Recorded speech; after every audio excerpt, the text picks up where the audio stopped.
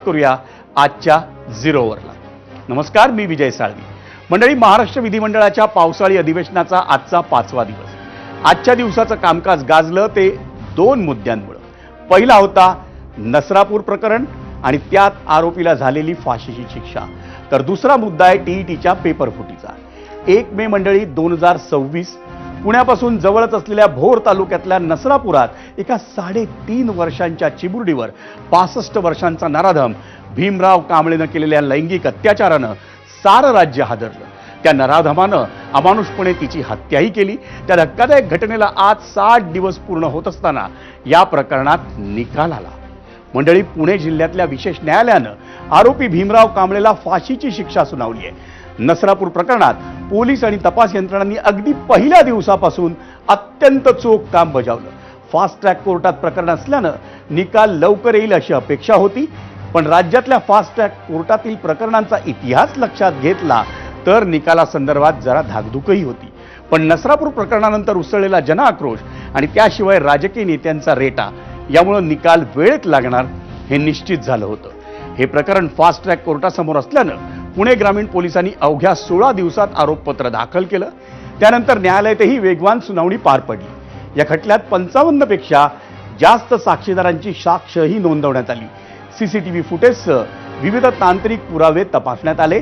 अखेर 25 जूनला न्यायालयानं आरोपी भीमराव कांबळेला दोषी ठरवलं आणि आज विशेष न्यायाधीश SR साळुंखे यांनी आरोपीला मरेपर्यंत फाशीची शिक्षा सुनावली। आता निकाल तर लागला, त्याची अंमलबजावणीही होईल, पण यासह राज्यातल्या इतर गुन्हेगारी प्रकरणावरही आपण बोलणार आहोत। पण सुरुवात करूया आजच्या पहिल्या प्रश्नानं आणि तो पाहण्यासाठी जाऊयात पोल सेंटरला।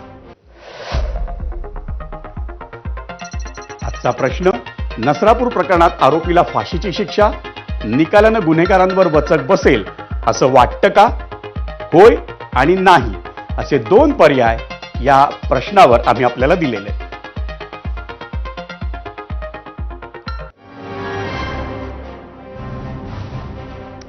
मुख्यमंत्री देवेंद्र फडणवीस यांनी नसरापूर प्रकरणात 60 दिवसांमध्ये आलेल्या निकालाचं स्वागत केलं। त्यामुळे गुन्हेगारांच्या मनात कायद्याचा धाक बसू शकेल अशी प्रतिक्रिया जनमानसातही उमटली आहे। पाहूयात या प्रकरणात मुख्यमंत्र्यांनी नेमकी काय प्रतिक्रिया दिली।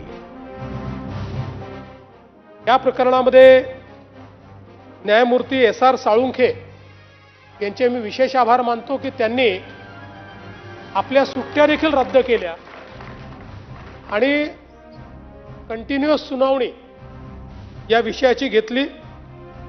खरं म्हणजे अशा प्रकारच्या नराधमांवर आपल्याला जर कारवाई करायची असेल आणि त्याचा जरब बसवायचा असेल तर वेळेत न्याय मिळणं हे अत्यंत गरजेचं आहे। आणि निश्चितपणे मला असं वाटतं की या संदर्भात न्यायालयाने स्वतः एक नवीन उदाहरण हे आपल्या पुढे मांडलेलं आहे। मुख्यमंत्री देवेंद्र फडणवीस काय म्हणाले आपणही ऐकलं। फडणवीसांनी ही बाब निदर्शनास आणून दिली की 60 दिवसांमध्ये एखाद्या गंभीर प्रकरणाचाही निकाल लागू शकतो आणि त्यामुळे गुन्हेगारांवर वचक बसू शकतो। मंडळी, हा वचक किती महत्त्वाचा आहे ते जाणून घेण्यासाठी आता काही आकडेवारी आम्ही आपल्याला सांगणार आहोत। पॉक्सो गुन्ह्याअंतर्गत गेल्या 2 वर्षात 76,409 खटले दाखल झालेत। त्यापैकी 41,000हून अधिक पॉक्सोचे खटले हे प्रलंबित असल्याचं याआधीच माहितीच्या अधिकारात समोर आले। नसरापूर सारख्या प्रकरणांचा तातडीनं निपटारा होण्यासाठी फास्ट ट्रॅक न्यायालय स्थापन करण्यात आली। त्यातील प्रलंबित खटल्यांचा आकडा मोठा असताना राज्यातील या फास्ट ट्रॅक न्यायालयांची नेमकी स्थिती काय आहे हे आपण पाहूया ग्राफिक्सच्या माध्यमातून। त्यासाठी जाऊयात मीडिया सेंटरला। राज्यातील फास्ट ट्रॅक न्यायालयांची स्थिती, एकूण कार्यरत न्यायालय 100 आहेत। मागील वर्षी नव्यानं स्थापन झालेली न्यायालय 25 आहेत। प्रस्तावित न्यायालय 138 आहेत। प्रमुख फास्ट ट्रॅक न्यायालय कुठं कुठे आहेत तर मुंबई, पुणे, ठाणे, नाशिक, कोल्हापूर आणि नागपूर। फास्ट ट्रॅक न्यायालयांचा उद्देश पॉक्सो प्रकरणांचा जलद निपटारा। निधी स्रोत निर्भया निधी। सर्व न्यायालय मुंबई उच्च न्यायालयाच्या देखरेखीखाली कार्यरत असतात।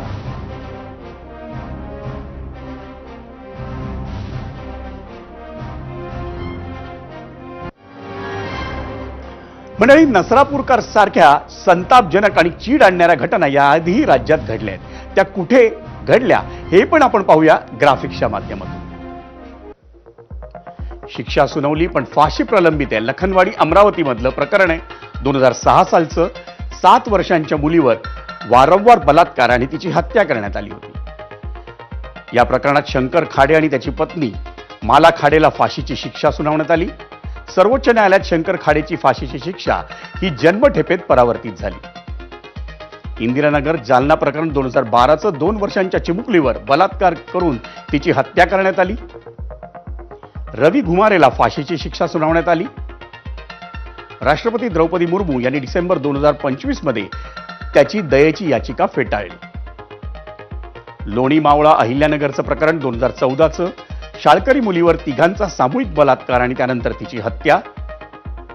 संतोष लोणकर, मंगेश लोणकर आणि दत्तात्रय शिंदेला फाशीची शिक्षा सुनावण्यात आली. कोपर्डी अहिल्यानगर प्रकरण 2016चं. शाळकरी मुलीवर बलात्कार आणि तिची हत्या.